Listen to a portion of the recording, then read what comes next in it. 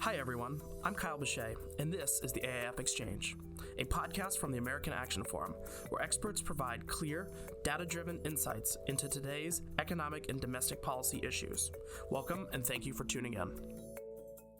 On this episode of the AAF Exchange, the debt limit showdown, fiscal outlook woes, and the inflation stranglehold. Joining us to discuss all of this are AAF's Vice President for Economic Policy, Gordon Gray, and President Douglas Holtz-Eakin. First up, we are joined by Gordon Gray. Gordon, thanks for joining us. Thanks for having me. So it's been a fun week in your realm of things. Earlier this week, President Biden and Speaker McCarthy had a productive meeting on raising the debt ceiling, but there's still no deal. I mean, we've heard some snippets in and out of from the negotiations, but at the end of the day, we still don't have a deal. We're down to the wire here. Where do things stand? So we are not yet the closest we've ever been to defaulting on our debt, but we're getting close. The closest we came, well, actually, in 1979, we had a technical default because essentially the machines that they used at the time to issue checks kind of broke because Congress did things at the last minute. But that was generally viewed as a little different than what we're dealing with here. That was, they blame tech support. Always tech support. Absolutely. But this is different, and this is shaping up to look a lot like the episode in 2011 where, we got within days of the Treasury very likely running out of cash. And, that's that X date that everybody talks about. Yeah. And June 1st is the best guess as to what the X date is, and it's getting close. Yeah, so I mean, I saw earlier, maybe it was yesterday, that we're in risk of losing our AAA. So it seems like we're getting close to the markets having a little jitters to all this going on. Yeah. So and these are the things you start to see when you start getting close.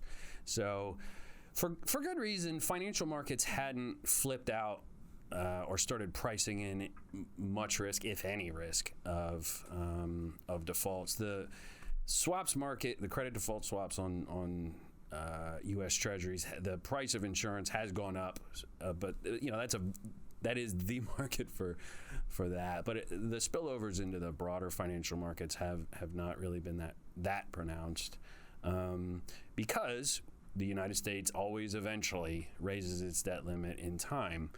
And so there's a degree of comfort even with what is apparently uncomfortable, to the extent that we're getting very close to the X date. But that sort of faith begins to erode as our policymakers start to maybe think the unthinkable. Yeah. So, I mean, the Treasury to this point has been able to meet its obligations, or using those measures that allow them to get past without going over the debt ceiling.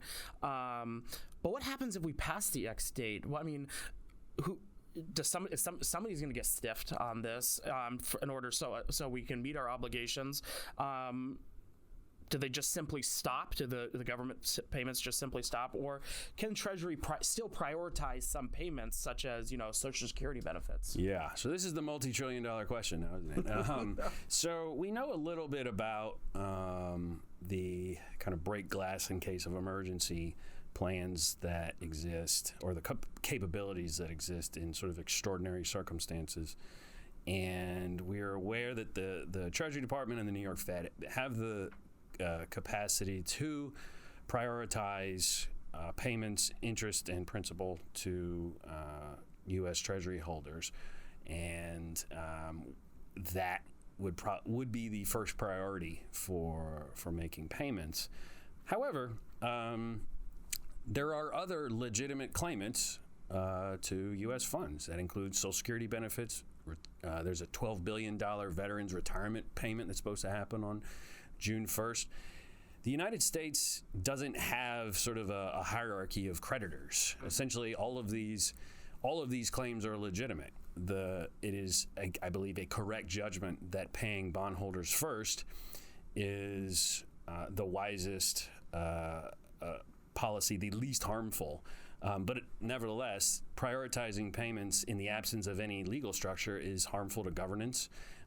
It would, I think, lead to a loss of some degree of faith in the U.S. government and its just overall capacity to function, and that will have costs for taxpayers and the economy. Yeah. So I mean, and then we get to this debate, and it seems like oftentimes there is this discussion when we're talking about raising the debt ceiling. There is this discussion about fiscal responsibility and the impact of today's excessive debt accumulation has on future generations. What is your perspective on balancing the need to address the debt with the potential consequences of the default? Right. So this is whether or not the juice is worth the squeeze, essentially. Yeah. And so far, we haven't had a perceived default, a technical default, or otherwise. So as yet, we have not really experienced much in the way of cost for the high-stakes negotiation that's going on right now. And if it produces something that improves the budget outlook even slightly, well, then you could argue that it's worth it. I'm less convinced that it is, because the major drivers of the budget, the dire budget outlook, are major health and retirement programs driven by excess cost growth and demography. And none of those programs are on the table. And so unless and until you change those, you're not really materially altering the budget outlook. You can save money, and you can save a lot of money through the discretionary spending savings that are being contemplated, but that's nevertheless not where the real work needs to be done. And so I think the risk that we've talked about, they're entertaining a degree of risk that is somewhat novel, and in exchange for that, we'll get possibly a budget deal that won't meaningfully alter the budget outlook. So I think there's two ways to look at it. My own view is that it's probably not ultimately worth the risk. Yeah, so I think that leads us to our conversation about the second topic today, which is the long-term budget outlook and the dire how dire it looks right now. I mean, so let's set aside the debt ceiling for now. We've been talking about this for a long time. I think we've been talking about this since I've started here at AAF, but not only, and probably years before that, right? But not only has Washington done nothing to really address this, it's made the debt problem dramatically worse in the last couple of years. That's what Congress has done. Yeah. I think Doug had an interesting point either in his testimony yesterday or in one of his TV hits that it was, that the word debt and deficit really didn't even come up in the last administration. And obviously the previous administrations just did a lot to add to the debt. So, I mean, there doesn't really yet seem to be any, for most Americans, there doesn't yet seem to be any negative consequences. Nope. So there's no pressure on politicians to do anything. There's no groundswell here. When and how might this actually change? There's no constituency for the types of budget changes that are needed, because the budget changes that are needed are some combination of higher taxes and lower spending. And that is sort of the functional equivalent of, diet and exercise. And nobody likes doing that, right? Like, nobody wants to campaign on eat your broccoli, for goodness sake. No, you want to campaign on, here's your ice cream cone. Here's your, here's your new entitlement program. Here's, and that's basically been the approach we've seen from Congress. It's a bipartisan appetite. The President Obama basically said there's no budget problem that couldn't be solved if by taxing billionaires. Donald Trump came in and says you don't have to touch the major drivers of the budget challenge in Medicare and Social Security, and the current administration thought that $3.5 trillion was sort of the opening bid on or the compromise on a $6 trillion domestic agenda. So the appetite for blowing the budget deficit out is bipartisan. Yeah. So what are the major challenges and risks associated with the current budget outlook? So the risks are that the rapid accumulation of debt will essentially shake the confidence of bondholders, and the U.S. will face a sovereign debt crisis. That's sort of the extreme scenario. The U.S. Turning into Greece. Yeah. And on a superpower scale, that's the worst case scenario. To me, the more likely scenario is muddling through. We'll incrementally raise taxes. We'll do modest spending reforms. So the taxes we're going to end up kind of heading in the direction of Europe with higher taxes, lower growth, more regulation, a less dynamic economy, and that's my concern. And we'll call it fine. Mm-hmm.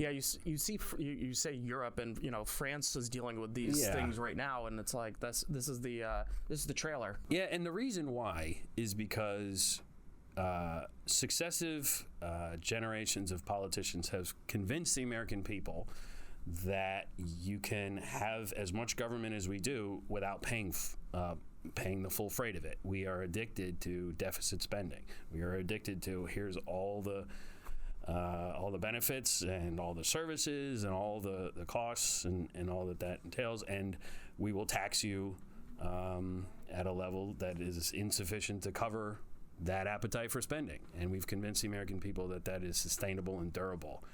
And it sounds great. But it's who doesn't want their cake and eat it too? Yeah, exactly. But it's not sustainable and durable. Yeah, so I think it's going to be an interesting week ahead for the debt ceiling, but hopefully it will also continue to drive this conversation about fiscal responsibility and maybe get to somewhere better. So, Gordon, thanks for joining us and updating us on all these fun topics. Thanks for having me on. Now let's bring in AAF's president, Douglas Holtz-Eakin, to give us his read on the economy. Doug, thanks for joining us. My pleasure. All right, so before we get into the economy conversation, we always love to hear your rant, so take it away. This week's rant is poverty measurement. Yeah. The official poverty line was drawn by Molly Orshansky in 1965. She looked at the cost of an adequate diet for nutrition purposes, calculated the average family spent a third of their money on food, and so just multiplied that cost by 3 and says, if you have that much money, you can eat well enough to survive. Above that, you're good. Below that, you're bad. That hasn't changed since 1965. We have indexed all sorts of programs to the poverty line. When you get Obamacare up to 400% of poverty in the original incarnation, things like that. Why hasn't it changed? Because it's a value judgment in the political system to make a big change like that. Does it accurately measure poverty? No. Everyone agrees with that. We had a supplemental poverty measure come out in 1995, and most recently, the National Academy of Sciences put together a panel and said, think about it again. And they came up with another refined measure, very elaborate. But the important thing is, the first recommendation in the report is, use this to replace the official poverty measure. Mm-hmm. No. That would cost over $100 billion over the next 10 years. That's a decision Congress should make, not the Census Bureau, and not a bunch of geeks at the National Academy of Science. That's what I'm all spun up about. Yeah, I mean, it seems like something that they want to just get through there, but it does have broad policy implications for a lot of those programs out there. A lot of the who gets funding for what and all this stuff. So it's something important that should go through regular order. Right, and so, for example, Medicaid, we moved eligibility up to 138% of the federal poverty level. Okay, other programs, Obamacare, 400%. You change the bottom line index, you change all these programs in ways that they didn't originally see them as being configured, and so they'd have to redo all the programs. Mm-hmm. It strikes me as hijacking the policy process in a way that's completely inappropriate. Yeah, I could tell when I read that dish that when you wrote it as more of therapy for yourself. As are most of my writings. That's why we added this rant section to the podcast, because we know it's good therapy for you to get through. Option 1, vent in the dish. Option 2, turn into the Hulk. I mean, you got to pick. All right, let's talk about the economy and, of course, the stubbornness of inflation. It's very stubborn right now. I mean, it seems like they've been working at this for over a year now, and it still hasn't gone away. The latest data did have some signs of relief, though. You noted, I think, last week that in the critical area of shelter, we've started to see something. We've started to see some relief. What is your read on this, and all the other inflation data out there?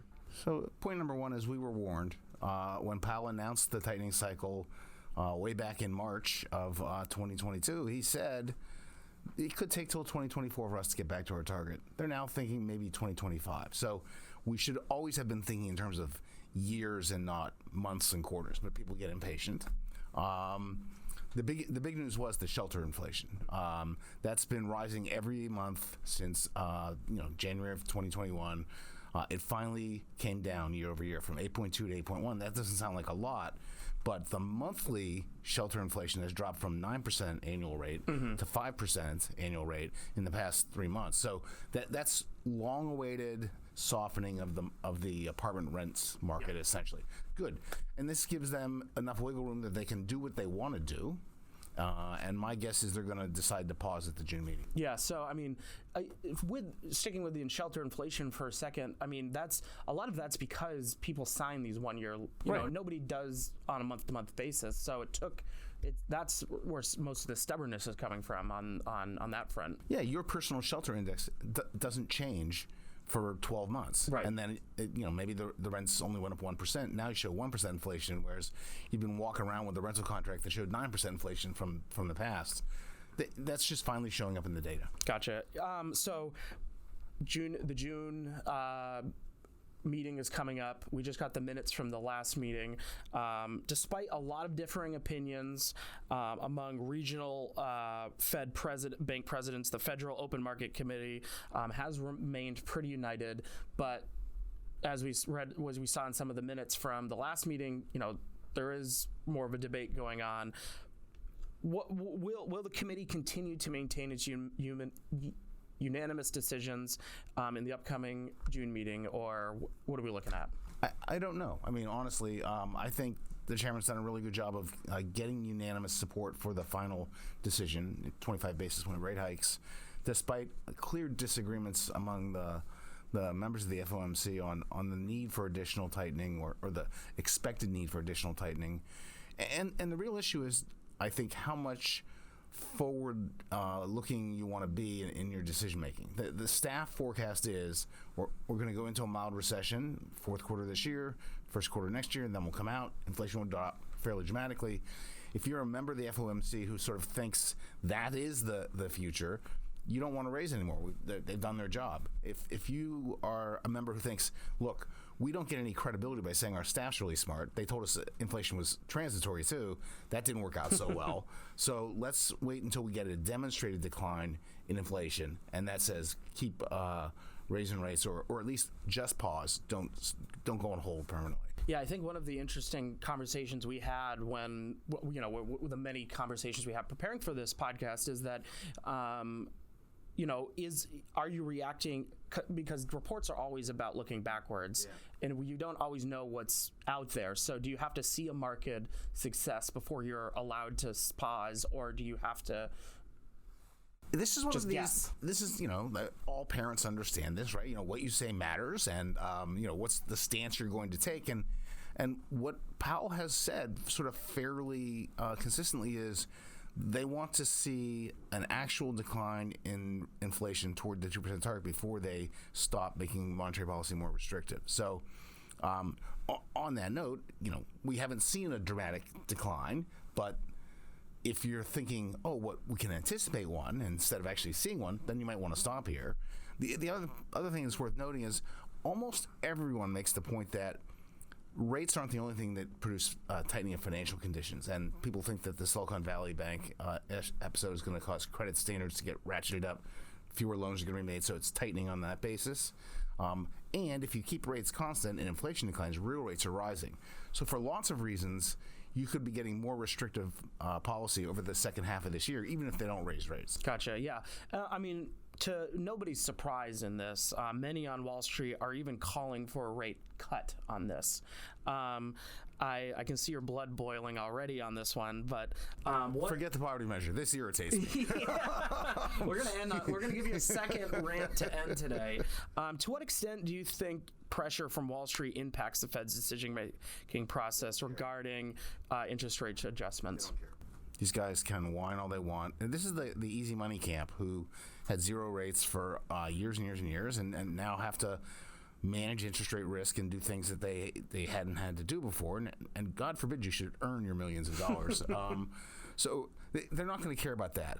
They will care if equity markets, bond markets, capital markets in general transmit negative shocks to the real economy and thus endanger employment and their mandate for full employment. So they care about the transmission and they watch markets carefully for that, but they don't care about the markets per se. They're a means to an end for them. Yeah, I mean, this interest rate risk management has already shown up in part of the banking problems. I mean, it's there. I mean, it's clearly a problem that Wall Street has to deal with, and like you said, the easy money folk obviously want to go back to the easy money. And you hear a lot about this, but it's again, the Fed's very powerful, and you at your own peril bet against the Fed. We have people who think that interest rates are going to decline by the end of the year, but that's been narrowing. They were about 100 basis points away from the Fed a while back. They're now 30. And by the time we get to the end of the year, they'll be in lockstep. Mm-hmm. Well, I believe you're on vacation for our next recording, but next time you come back, we'll have to talk to you about what happened with the June meeting and see if anything changes. Can't wait. Should be fun. Thanks for joining us. I hope you enjoyed this conversation. Tune back in for our next episode, where our experts will provide clear, data-driven insights into today's economic and domestic issues. I'd also encourage you to check out any of the links in our show notes and also follow us on social media to learn more about AAF. Don't forget to subscribe on iTunes, Spotify, or Google Play.